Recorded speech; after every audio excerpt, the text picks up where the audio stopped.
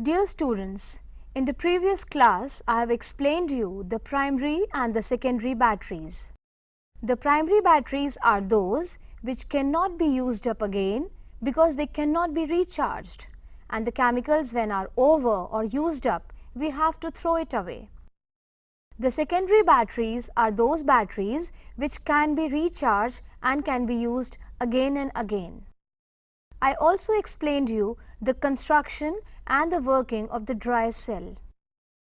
Today I am taking another example of a primary cell known as Mercury Cell. It is also commonly known as a button cell. It is used in those devices which need low current. For example, hearing aids, wristwatches or the calculators. Let me explain you the construction of a mercury cell. Since it is an electrochemical cell, so there must be an anode, a cathode and an electrolyte, and obviously there will be the transfer of electrons. The anode here is made up of zinc. The cathode is made up of mercuric oxide and graphite, and the electrolyte is zinc oxide and KOH. The reactions at anode.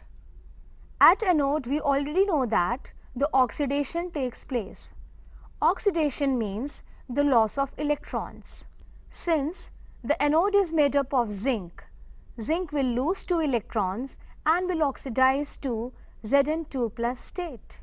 These 2 electrons are accepted at cathode, and HgO, that is mercuric oxide, is reduced to mercury. Just see the overall reaction. Zn, within the brackets it's Hg, this is known as zinc amalgam, plus HgO solid, and it gives zinc oxide plus Hg.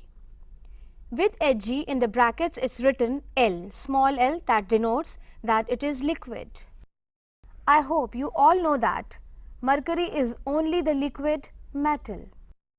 In the overall reaction you see that there is no involvement of any ion whose concentration can change. So, the cell potential of the mercury cell or the button cell is constant. It is a very common question which is normally asked in the exams, that why the cell potential of the button cell remains constant, and its answer is its overall reaction does not involve any ion whose concentration changes. Secondary cells. The example is a lead storage battery. This is the battery we are using in the inverters. It has an anode and cathode. Anode is lead plates and the cathode is a lead grid packed with lead oxide, and the electrolyte is the 38% solution of sulfuric acid. Let me explain you its working. At anode, which is made up of lead, it gets oxidized by losing 2 electrons and it forms Pb2+. Pb2+ combines with the sulfate ions and forms lead sulfate. On the cathode, the 2 electrons which are lost by the anode are gained at cathode. PbO2 is reduced to Pb2+ form and then it forms lead sulfate. So, lead sulfate gets deposited in the inverter batteries or the lead storage batteries. Slowly, the sulfuric acid is also consumed. Its density decreases.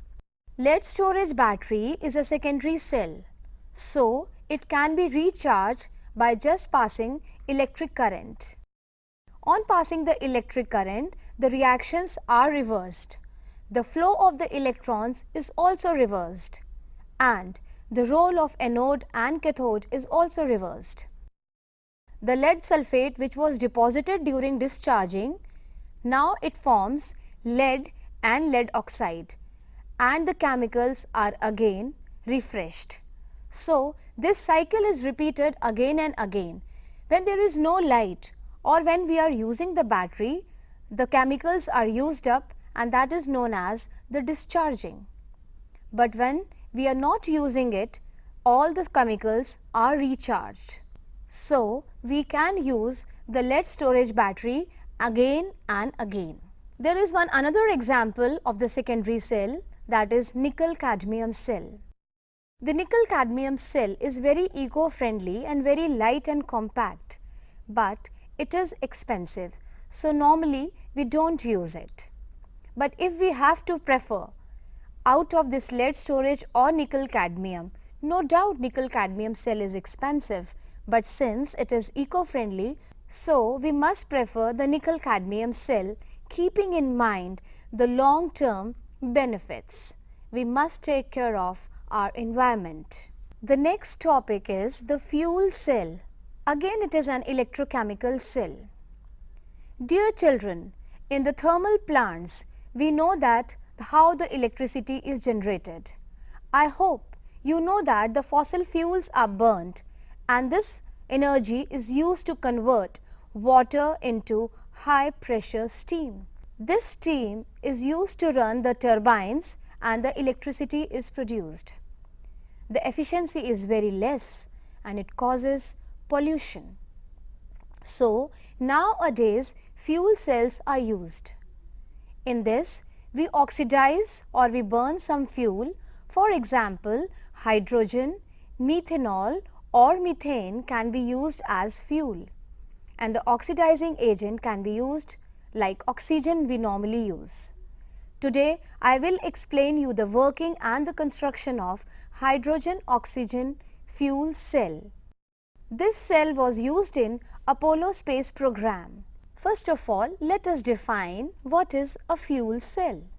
Cells which convert chemical energy obtained from combustion of fuel directly into electrical energy are known as fuel cells. They are quite efficient and free from pollution. Today's example is a hydrogen-oxygen fuel cell. Here, hydrogen is the fuel. From the diagram, you can see that from one side, the hydrogen is bubbled constantly and from the other side, the oxygen gas is bubbled. The electrodes are made up of porous carbon and the electrolyte is sodium hydroxide. The construction you can see.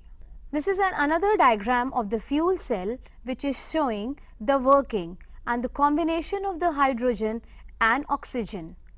The byproduct is water.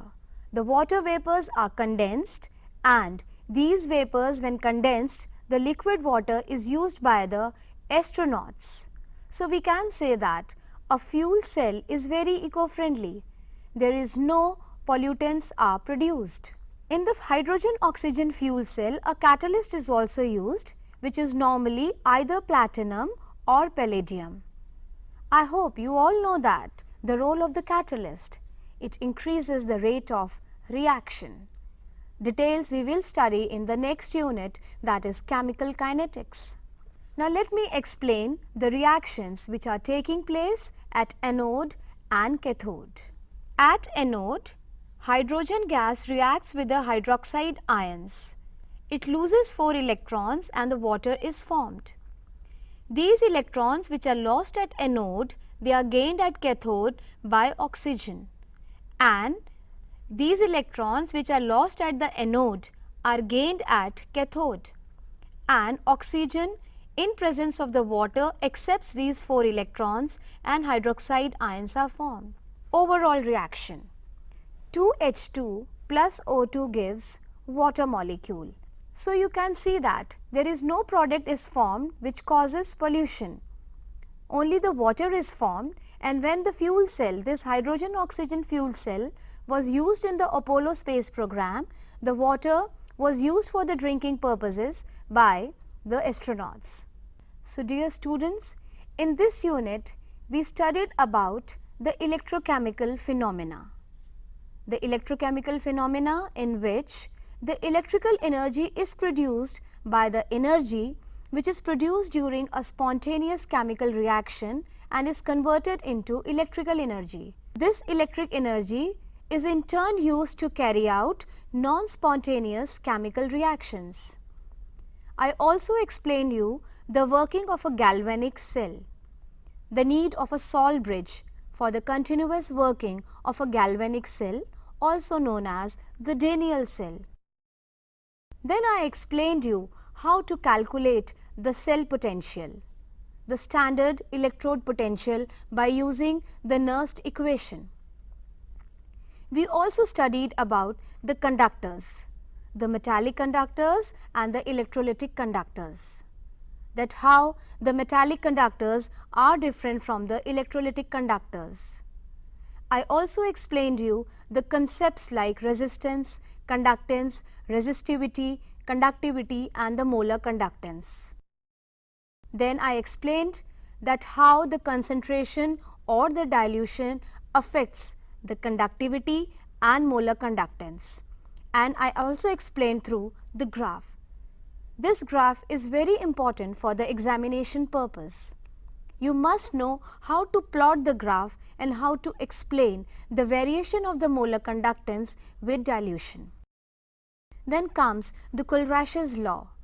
It's very useful law to calculate the limiting molar conductivity of the weak electrolyte, which otherwise cannot be found out experimentally.